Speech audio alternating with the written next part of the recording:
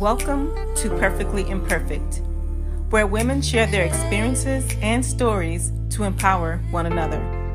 I'm your host, Tamisha Johnson.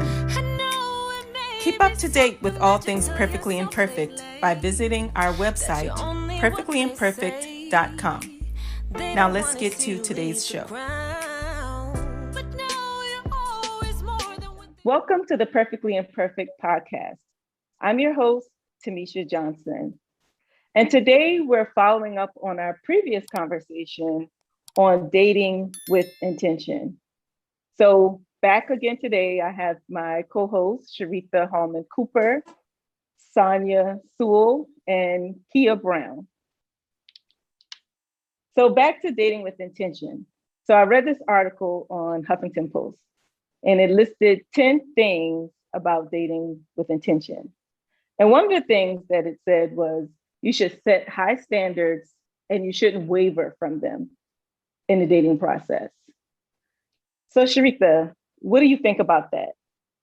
Did you set standards, or did you set high standards during your dating process while you were dating? Or did you just go with the flow? Well, I did set standards. But I agree with that article, but I somewhat disagree. And I guess it just depends on, one's definition of high standards. So I think sometimes I definitely think, that you should have standards and non-negotiables in your, things that you that you won't compromise on, making sure that you have, for example, like the same, moral compass, and, there's some other like baseline things that I think that you should have, and certain things that you want and don't want in a partner. However, I think that, once your standards become, a long list of items, are those really truly standards or just like preferences? I think people are going to get caught up on trying to nitpick every single thing about other people. And, in relationships, whenever you're anybody outside yourself, you're going to have to compromise on certain things. We're always changing as people. So I don't think that, you should necessarily not waver except for on the non-negotiables, like the baseline. For example, if you don't want a smoker, I mean, that's pretty cut and dry. Like if he smokes, then right. So, but there are other things that can be adjusted a little bit, or you just have to like get used to and compromise because this is a different person from yourself. So those are my. And I just want to add sometimes that we get the term standards and preferences, we use them interchangeably, right, like they're the same thing, and they're not. Right.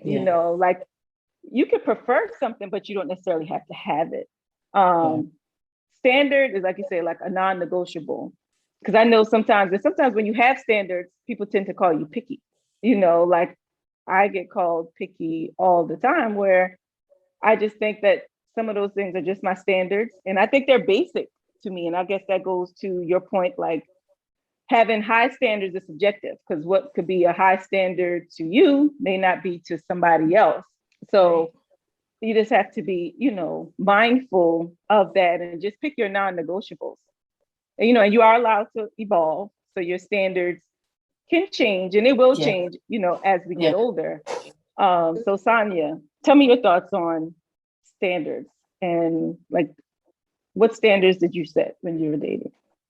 I think standards are very important so that you're not settling or compromising who you are.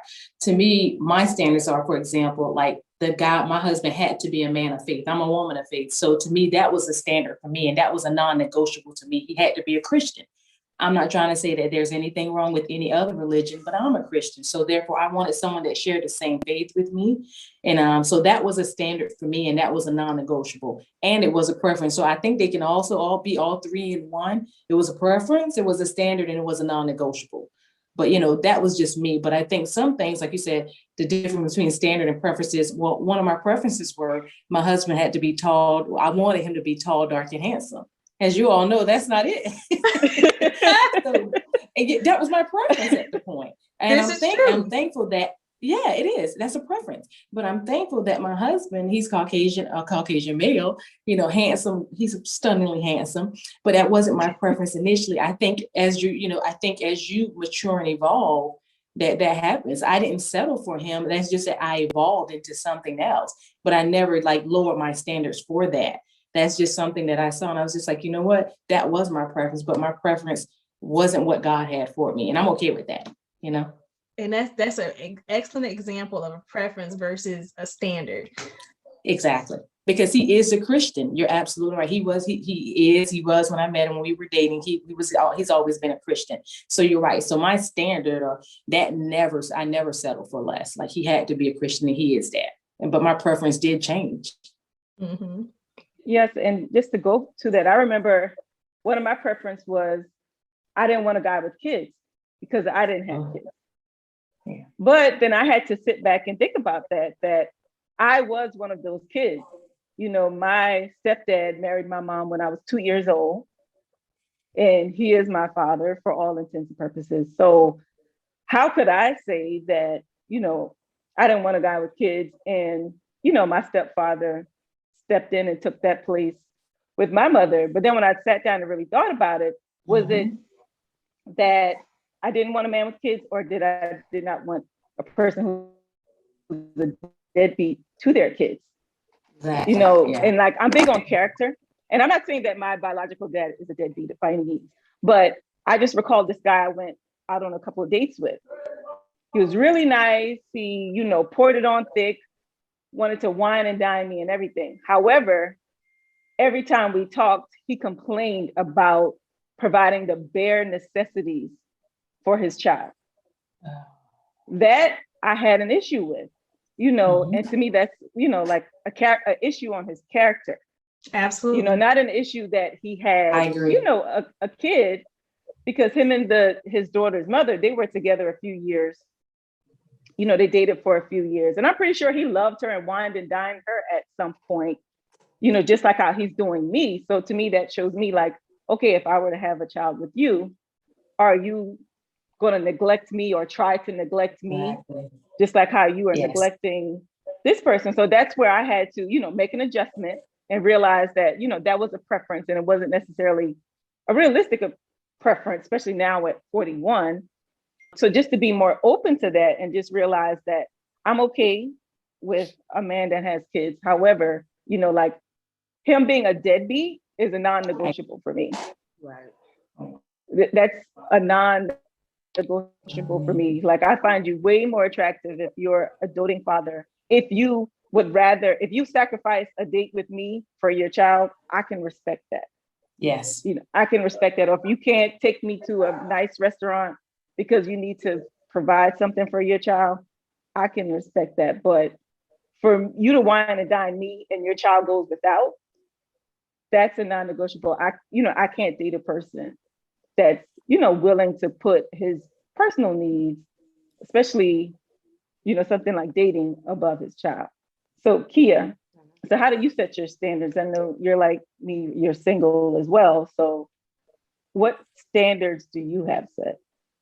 Let me backtrack. In my younger years, there were no standards. And I'm thankful for it because as I've grown and become a little bit older, I know what I want in today. But when I was, dating young, I've dated the drinker, the smoker, the drug dealer. I'm not ashamed of those things. And it has brought me to the place I am today. So now I know at 37 exactly what I want. So I have standards. You cannot be an everyday drinker. You can't be a person that does drugs. You can't sell drugs. Those things I'm not willing to accept in my older age. They taught me a lot of valuable lessons. A lot of them, my past dating, situations were toxic. So now I have standards. I have preferences and absolute non-negotiables. You can't be an everyday drinker. You can't be a drug user. You can't sell drugs, things like that. And like Sharitha said, you got to have a moral compass. Like Sonia stated, you got to be a man of faith. I'm a woman of faith. I'm from a Christian background. I'm not trying to become equally yoked with nobody who doesn't share the same background as me as far as religion and faith. So those things are definitely non-negotiables. But I am still open, you know, to being a little bit more flexible if it don't align with me. And if it doesn't, you know, work out, you know, I know this is not the guy for me. Just move on. But Yeah. you know, just to go back on, like, there are some people that set physical standards. And ironically, like, I know a few guys, you know, most of these are men that I know, like, they have these physical standards and they won't waver from them. You know, at first I thought it was, yeah, I know, I thought it was just a preference, but, you know, I guess let's say like, you know, men set standards and they really don't, you know, waver from them, where sometimes, you know, like, we'll relax our standards. Some women, you know, for the sake of having that relationship or getting that relationship, you know, you'll sacrifice, you know, a standard, like, say, where we were talking about the deadbeat father or whatever. Like, you may ignore that just because you want him, not realizing that, you know, you could be her next, but all you know is he's being That's good a to red you right flag now. there. Major. Right. Yeah, but you know, like, oftentimes there are women who will ignore that fact, Yeah. you know, even though All have. Yeah. they might, but I know, like, we all used to have so-called physical standards. I remember Sonia and I used to joke about these things all the time. Like, I remember it got even bad till, like, it was down to the type of shoes they wore. Yeah, he had to have good Remember? shoes. Have on good shoes. Yeah. Right. No dirty But sneakers. just like Kia said, like, we were young. Yeah, we were we've known young. each other since 18. We were young and just, you know, Right. immature, you know? That was Yeah. the thing. Like, I used to be like, oh, he don't got on fresh sneakers. You know, if his sneakers dirty, he's a bum. Now, like, I laugh at me now because I'm not a sneakerhead, and I have these Vans that I love, and they're comfy. And I feel like if you wash the sneakers, you know, they don't look the same. But they're dirty, but I still like to wear them. And my dude was like, you need to stop wearing those Vans. But I like my Vans, you know? But I would judge a guy in the past for wearing dirty sneakers. But, you know, we didn't know any better. Things change as we get older and Right. we realize what's more important. You know, maybe he got a pair of fresh whatever at home that he, you know, he's working today. Okay, Kia? But listen, I look at other cultures, because our culture, we're very vain. You know, when we, and correct me if this don't apply to y'all, when we going out of town, when we're going to a concert, we're worried about nails, hair, our outfit. We'll go drop a bag to look good to go to this event and shine. You look at I don't think that applies to everybody. Huh? I don't think it applies to everybody. I don't want to, like, stereotype or a specific culture. I don't think it applies to everybody. But I think, you know, I have seen it. I observe. We drop a bag to look nice to go to an event. And I've observed in other cultures, they come as they are out of their closet, dirty sneakers and all. Or flip-flops. These other people that are millionaires, bank account is on high, because they're not worried about their outfits. And this is truth be told. You go to a festival, you look at us and you look at others, they got on their dirty sneakers. We got on our Sunday best, you know? And that's how I see it. So go ahead. Sorry, no, I was just, since you said that, I remember in a previous conversation, Sonia, you were saying that, you know, like, you have to be that standard that you're trying to attract. Yes, and I don't want to, it's not to, like, take aim or, you know, at anybody, but I hear a lot of women like, okay, especially money. A lot of women like, oh, he has to have 6 figures, he has to do this. Okay, but do you make 6 figures? Right. I'm not trying to say that you don't you deserve or you're not worthy of a man with six figures. I'm just saying, be that which you want. Don't sit here and request like, oh, he has to be in great physical shape and stuff, and you're not. You know, he has to be a marathon runner. You can't even run a mile. Like that just, it's not realistic. You know, oh, he has to live in this area or this neighborhood, but you live in the ghetto. I just think that that's not realistic. You know what I'm saying? Like, yeah, you can have, you know, standards, but let's just let them be realistic also, realistic expectations and standards. That's all I'm saying. So yeah, yes, you can want to strive for the next level, like, oh yeah, I want to be in Beverly Hills even though I don't live in Beverly Hills. That's fine if you're striving for that, but don't require a man that lives in Beverly Hills while you still the Jeffersons trying to come on up, or even not even the Jeffersons, because they were coming up, but you're not even trying to get to the Beverly Hills on your own. You're just looking for someone else to get you there. Oh, so you shouldn't be looking for a come up. You should be looking for a partner. Exactly. Exactly. Like you should, yes. But everybody is different. Like, and I totally get what you're saying, Sonia. But everybody don't desire that. It's real people that don't want to work, and they go searching for these guys or these women that can take care of them. Everybody don't want to be educated. Everybody don't want a 9-to-5. Everybody don't want an entrepreneur. So, I mean, it's real life people that's their end goal, to find somebody to take care of them. We've seen it, and on both ends, we've seen women take care of men, and men take care of women. Everybody don't aspire to be, Yeah. And I'm wondering, in situations or instances like that, how successful is a relationship? Every relationship has its struggle, but if your relationship is based on artificial things or materialistic things like money, or on the neighborhood or a car, or he has to drive a Mercedes. Like if it's based on something that's superficial and that's your realistic expectation, he has to drive a Mercedes. That's a materialistic item. So I'm just wondering, how successful is your relationship going to be? And it's all about what your mate wants as well, because some men want a kept woman and some women want to be kept. So if it works for you, I'm all for it. I don't have to live in your household. So it just depends on what you want. And I'm open and I understand that we all are different. And I don't knock nobody for what they want or what they want to be, because if it makes you happy, that's what I want for you, to be happy.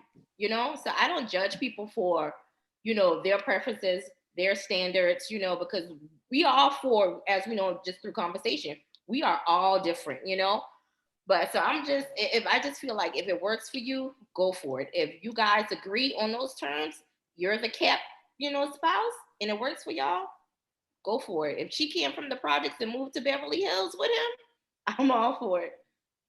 Yes, and just to add to that, like a lot of times when you were saying about the money, a lot of men with money ain't necessarily looking for a woman that's making the same amount of money as her. A lot of them looking for a trophy, or they're looking for beauty. Like I have a male friend now, he makes well into 6 figures. I promise you, he don't care how much money that woman makes, but he wants a dime, that's his words, on his arm. And if she doesn't have certain features or look a certain way, he's not interested. She could be, a house cleaner or whatever, a janitor. He don't care, but as long as she meets his requirements as far as beauty, he'll date her. And he hasn't wavered from that at all. I've tried to hook him up. He's still single, right? Right. He is, but I'm just saying, but that's a standard of his, and he, makes a lot of money, and he doesn't necessarily require his spouse or partner to be on the same income level as him, because he does have some. I've tried to hook him up with somebody. He wasn't interested because they didn't meet his standards. I had another friend that so-called met his standards, but he didn't meet hers because he was short, so like there's always, like that balance, but like she didn't waver on her standard. Like she's still in the phase where she wants a tall guy, and I can't even say that that's a preference. That ain't a standard. That's a preference. But I mean, her preference is she didn't want a guy shorter than her. Yeah. So okay. Right. Okay, if that's what they want and that's how they operate and move, that's okay. But we've seen, I don't know if we can say celebrity names, but we've seen in celebrity situations, by society's standard, their spouse is the baddest, dime piece, as you may call it, and they're divorced, they're miserable, they're still getting cheated on, you know? Yeah, So- I think it's just very superficial. And when you're that superficial, you limit your dating pool for this person that's best for you. Yeah, you're right. That's just that. All of that is all preference. But I mean, like, it's just a preference, something that you would like. He wants a dime piece. That's a preference of his. But a dime piece is not a standard. That's just his preference. And because of his preference, he's still single. He hasn't met the person that's probably perfect for him because he is so set on his preference instead of, but I think, you know, reality is going to set in with him again, going back to, I think reality is going to set in real hard with him. Like, and, you know, he's going to have set some realistic standards and expectations. He may not be there yet, but I think the reality will set in because, you know, at the end of the night, you know, if that you have that dime piece and you're not happy with her, it's not going to work out. Right. And that external beauty, you know, changes over time. Yes. I won't say it fades, but, you know, we change physically all the time. So what happens, you know, what happens after that? Like, you know, once that exterior pleasure is done, like what's on the inside? Like, you know, is he happy? Is he fulfilled mentally? Exactly. Fulfilled spiritually? Is he fulfilled inside? Like, can she provide those things other than how she looks on the outside? Because that's going to be work to keep up forever. Right. Yes. But luckily he makes a lot of money, so he can fund that. He can fix her up, hopefully. Right. And that was Even if one of he goes his broke. points. Right. And that was one of his points. He was just like, you know, I'm Black, I'm very successful business-wise, you know, I don't have any children. So he was just like, he felt that, in his words, he's a rare commodity. So he didn't have to, settle. That was his words. So, but the ironic thing is that he did find a person to meet his standards, even though it's a preference, but he made it his standard. They dated, and I was just like, okay, so you got your girl.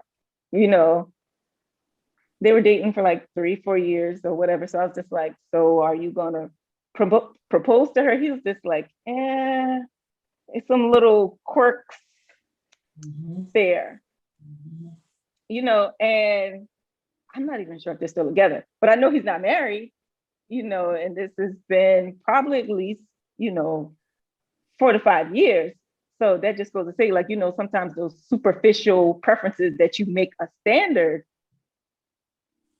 you know, they don't get you anywhere, you know, especially when they're not based off the character or the moral compass, you know, of a person.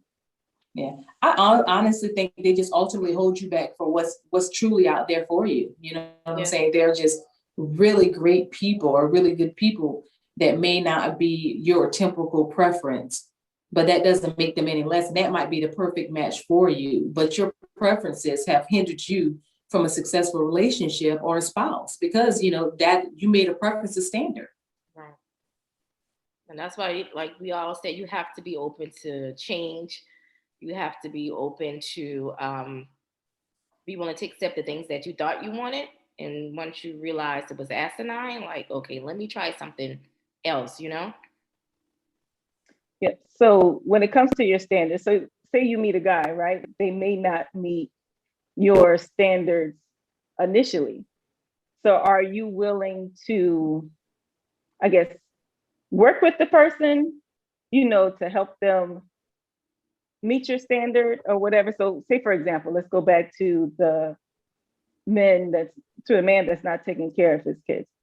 So maybe you help him realize that that's something he needs to step up and do, you know, and he starts improving on that situation. So are you open to that, or is it like a deal breaker initially, like after the first hint of it?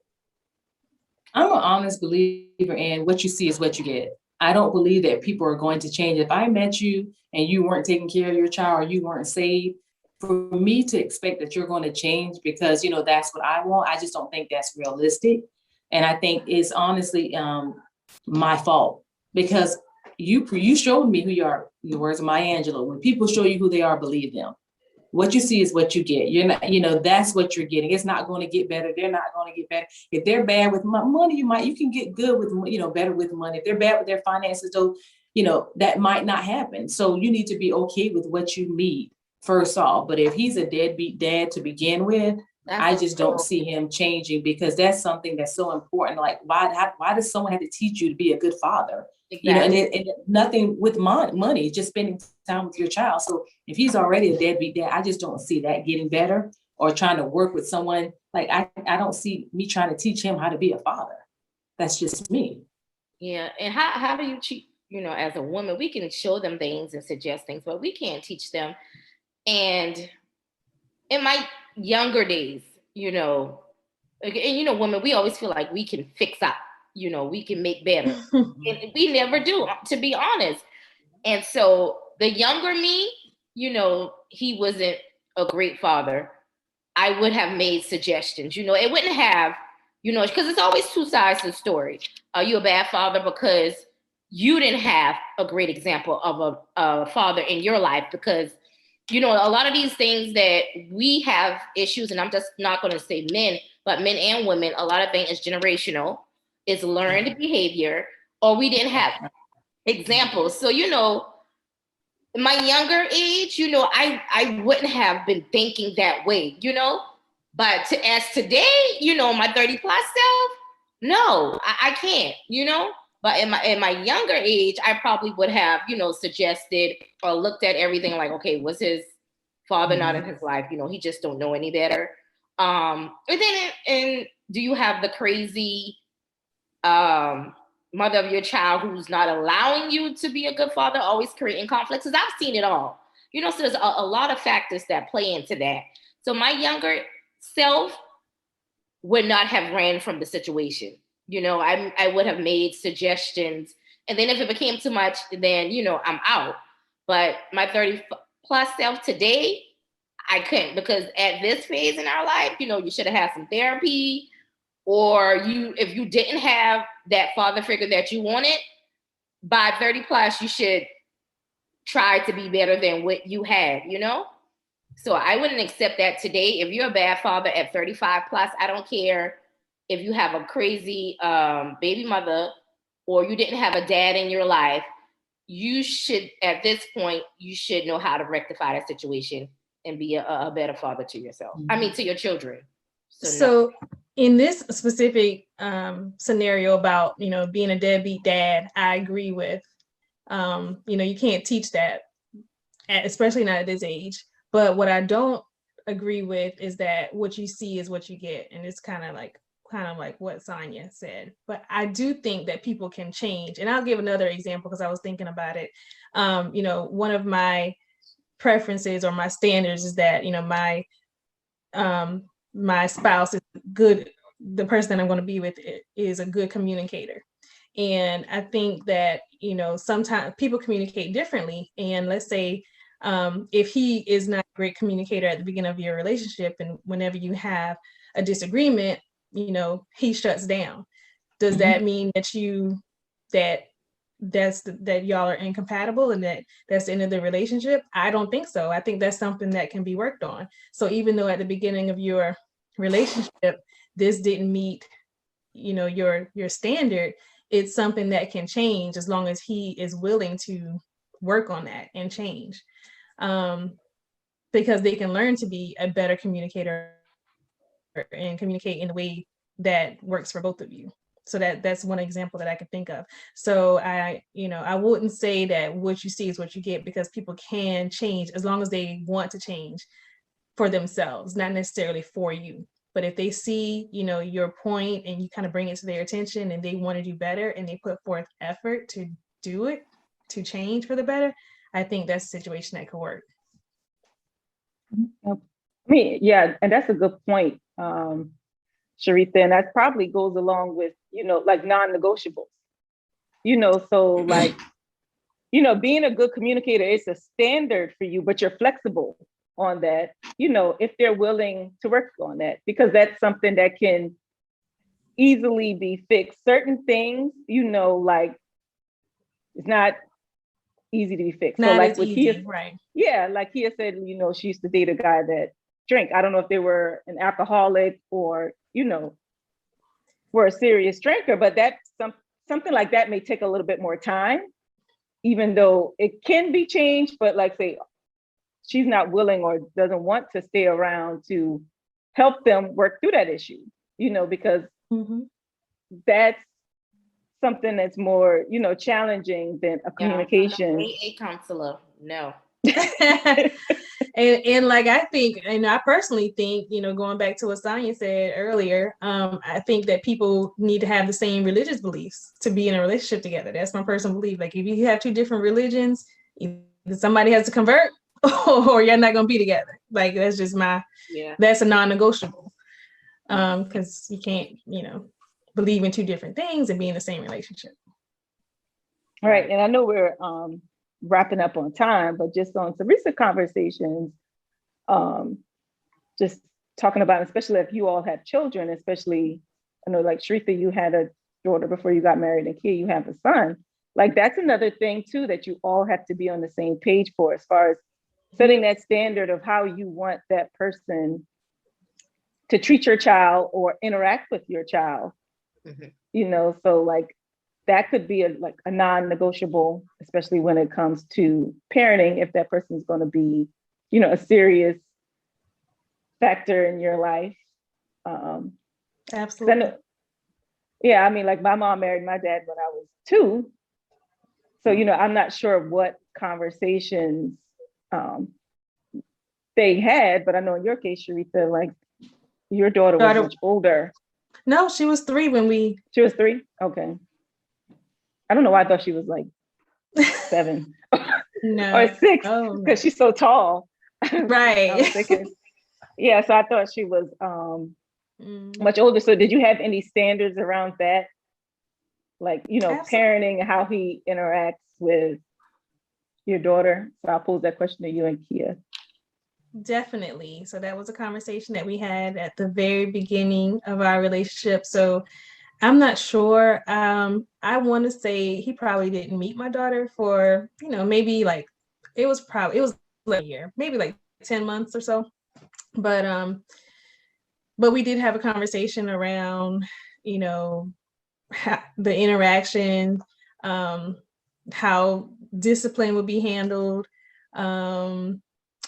education, kind of like a lot of things. And especially once we became more serious, we revisited that conversation. So we definitely have boundaries because he also had a son from previous relationships. So we brought, 2 children into our relationship. And so, I have boundaries on his side, and, he has boundaries on my side, and we work together to make it work for our family unit, our blended family unit. And we kind of had those standards or those guidelines set before we even got married, because, the children are definitely important. And just kind of like on an aside, it's disheartening when I read I've been seeing lots of articles, news reports lately about children that are being abused by, mom's boyfriend. And I just don't understand that, I'm not that type of woman to let that type of thing happen. And maybe I'm just, fortunate that I didn't run into that with my spouse. But I was very protective of my daughter, and especially because, she has certain challenges anyway. So very protective and making sure that he understood, how to interact with her and things like that. So we definitely had that conversation, and it's an ongoing thing. Yep. So, and you, Kia? To be honest, at this point, Carter's 9. I haven't had to have any of those conversations yet with a potential, but there will be conversation, of course, it would be conversation with Carter because he's older. It's easier, I think, to transition when the kid is 3 and 2. That's a different story. But Carter's 9, so any potential, he's going to be 10 plus years old. So most important, I'm having a conversation with him. If it gets to that point where we're super serious, of course, you have to take me and him. It's not just me, you have to be willing, you have to be open, and then you have to understand he does have a father. Although we're not together, he still has a father, and it's going to come a time, a place where his father decision on something may trump what you think should be for him. If you are his stepdad, his father, if he's still alive, I still respect him to most degree, But if he makes a decision and I'm in agreement with that decision and you're not, then that's just something we're going to have to figure out how to work through, because I'm sure a situation like that may arise, you know, but you have to want to play the position, not take the stepdad part away. You're going to have to want to be dad to him. If he's in our household, I'm still raising him. He's a minor. You have to want to be dad in all things dad. But then I need you to understand that he still has a present father, you know, and I'm not going to ever disrespect you, your opinions or what you think on certain things. We're just going to have to find a way to make it work, you know, to blend the families. And the flip side of that is, you know, Kia, like you just say, your son is older, but just having the children respect the other parent as well, even if they're not the biological parent, because we're all in the Exactly. So, you know, it's a conversation that, you know, is something that needs to be taught to the children as well. Yeah, because I've heard, you know, stories, oh, the child doesn't like me, they don't respect me, and the other parent don't say anything. Because it's a tough situation when you have like teenagers and they're not comfortable, they don't like your new mate for whatever reason. And then, you know, your spouse feels disrespected. And you're stuck in the middle. That's a tough space to be in, you know? So it's just, you have to be open from the very, very beginning. And in some cases, you know, say divorce happened older, you know, when the kids are older, you know, the kids are not receptive to having their parent with somebody else, you know? So they make it difficult for the new person. And then, you know, the parent will feel guilt because they want to be with this person, but they want to make their kids happy as well. So, you know, all that stuff comes into play. Yep. So ladies, just to wrap up, because we are out of time. And like always, we have good conversation and we could go on and on and on and on and on, especially about relationships. So look forward to more topics that Sonia and I talk about all the time. I'm just putting you on blast, Sonia. But anyway, thank you again, ladies, for joining us. And for everyone else, remember to subscribe to the Perfectly Imperfect YouTube channel and stay tuned for more discussion with myself, Sharitha, Sonia, and Kia. Thanks. Thank you for joining us on today's episode of Perfectly Imperfect. We appreciate your support. Until next time, remember, life doesn't always have to be perfect to be great. Thanks.